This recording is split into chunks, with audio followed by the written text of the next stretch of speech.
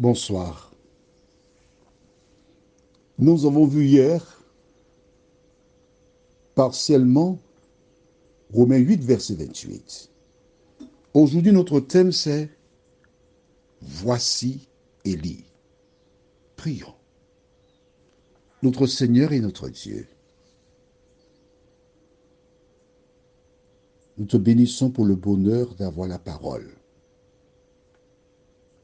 Merci pour l'œuvre du Saint-Esprit. Merci de sceller cette parole dans nos cœurs et nous faire du bien. Au nom de Jésus et pour ta gloire éternelle. Amen. Je t'ai dit hier que le hasard n'existe pas. Quand des choses sont mises en place, il y a une raison à cela. Nous avons vu comment Akab appela Abdias. Mais il ne sait pas qu'Abdias travaille pour l'Éternel. Il ne sait pas qu'Abdias a caché 100 prophètes de l'Éternel dans des cavernes et il les a nourris pendant ces 3 années. Et il dit à ce dernier ce que nous découvrons. Lisons dans 1 Roi 18, versets 5 à 9. Akab dit à Abdias, « Va par le pays vers toutes les sources d'eau et vers tous les torrents. Peut-être se trouvera-t-il de l'herbe et nous conserverons la vie aux chevaux et aux mulets.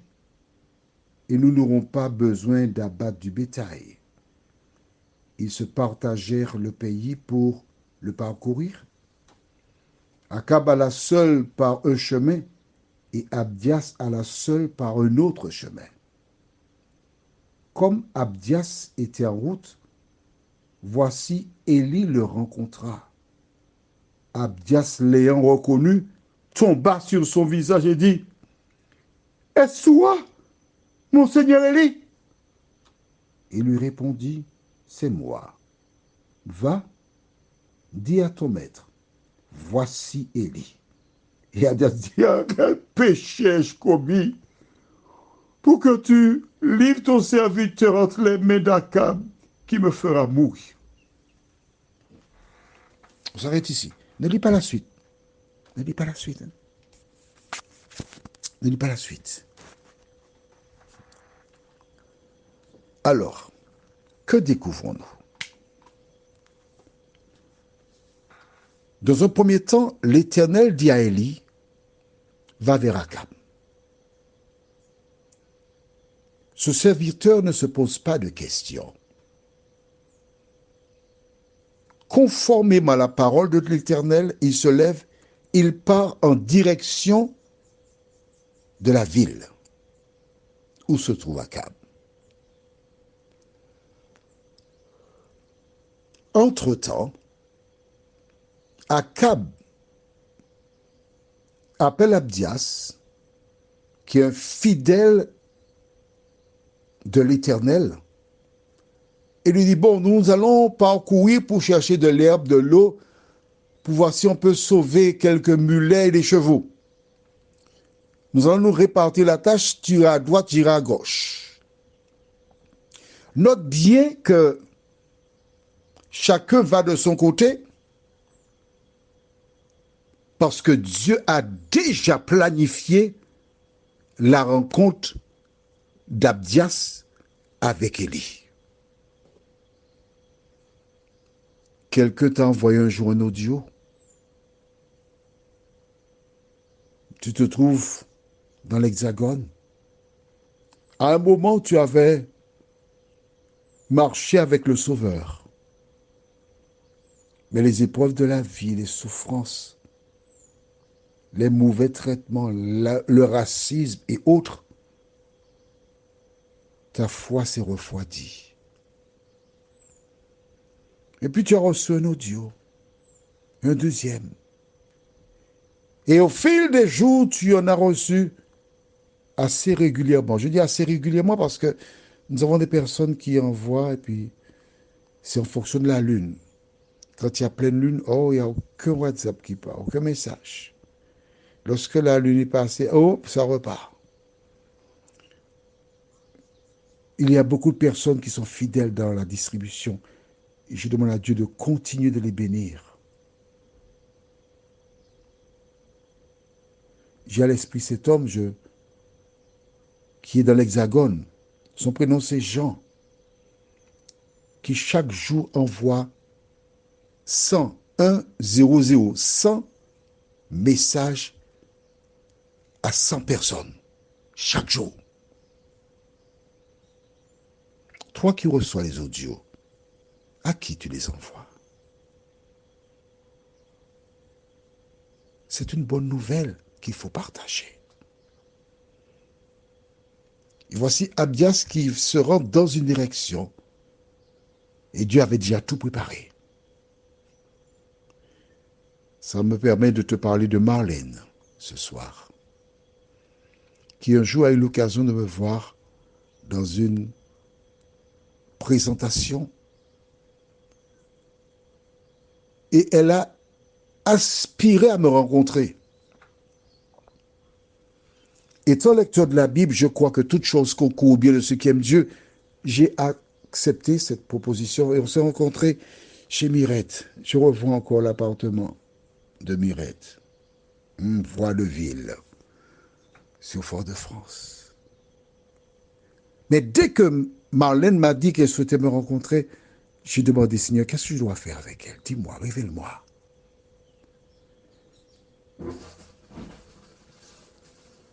Et j'ai vu. Dieu m'a montré. Et Marlène, inspirée par Dieu, a mis en place,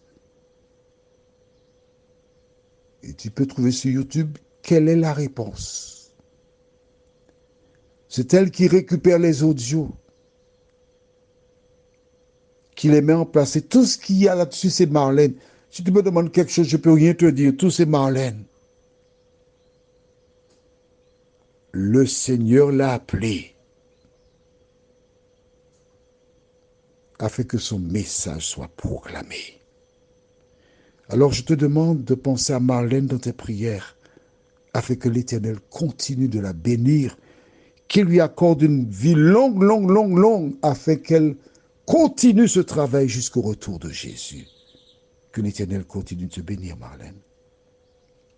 Si toi, tu voudrais aussi être distributeur, faire quelque chose, il n'y a aucun souci.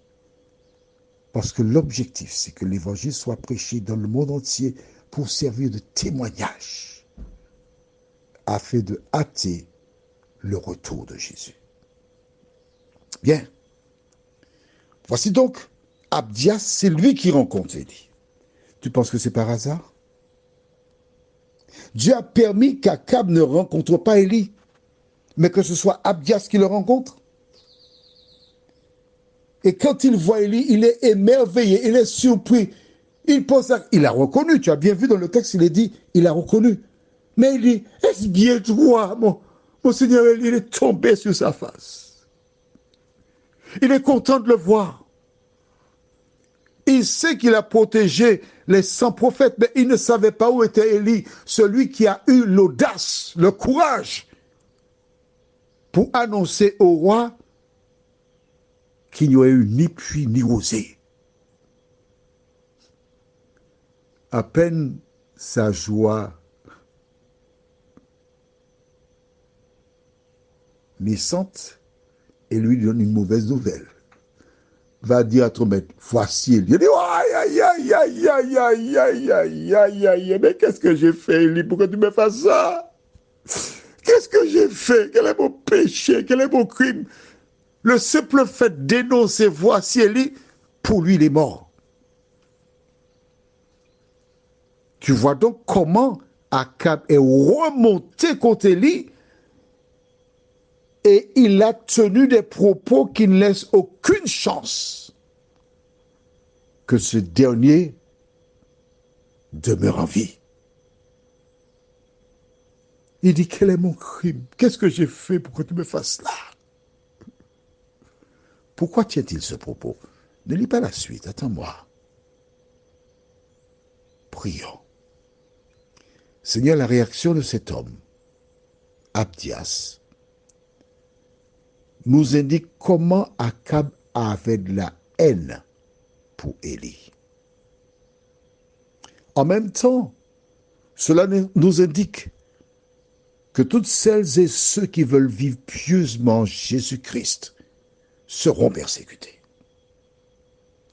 Mais qu'importe ce que peuvent nous faire les hommes, nous savons en qui nous avons cru. Seigneur, bien des personnes, par peur de représailles, restent sur leur position.